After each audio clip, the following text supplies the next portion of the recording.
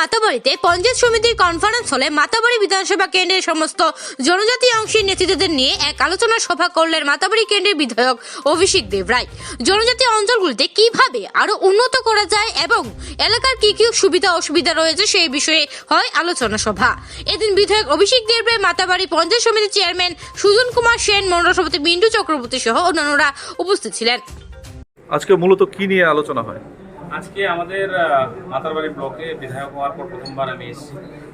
তো একটা সম্বোধন অনুষ্ঠান আছে, সেটা পরে হবে। তো জনজাতি যারা লিডাররা ছিলেন এখানে, আমাদের পঞ্চায়েত সমিতির চেয়ারম্যান, আমাদের এমডিসি, মন্ডল প্রেসিডেন্ট, সমস্ত ভিসি কনভেনর যারা ছিলেন, তাদের নিয়ে জনজাতি অঞ্চলগুলোকে আগামী দিনে কীভাবে ডেভেলপ করা যায়, কী সমস্যা আছে সেগুলোকে কীভাবে অগ্রগতির দিকে নিয়ে যাওয়া যায়, ওই সমস্ত বিষয় নিয়ে কিছুক্ষণ আলোচনা হয়।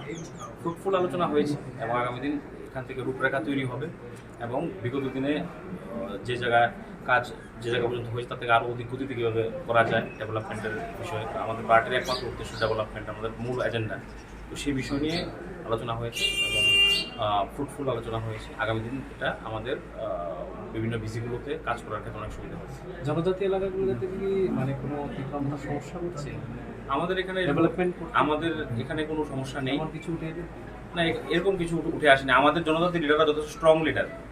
এখানে মাতারবাড়ি বিধানসভাতে যারা যারা জনজাতি লিডাররা আছে তারা সেখানে কাজ করে নেতা হয়েছে, আগরতলায় থেকে নেতা হয়নি। তো তারা প্রত্যেকটা জনজাতি লিডার যারা আছে তাদের রুট খুব শক্ত। এখানে একটা ভোটও আপনারা দেখেছেন, আমরা তার প্রমাণ আপনারা পেয়েছেন।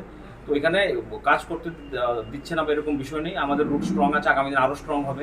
প্রত্যেকটা জনজাতি মা ভাই বোন যারা আছে তারা ভারতীয় জনতা পার্টির পক্ষে আছে। আগামী দিন যে অংশটা বাইরে আছে সেটা চলে আসবে ভারতীয় জনতা পার্টির।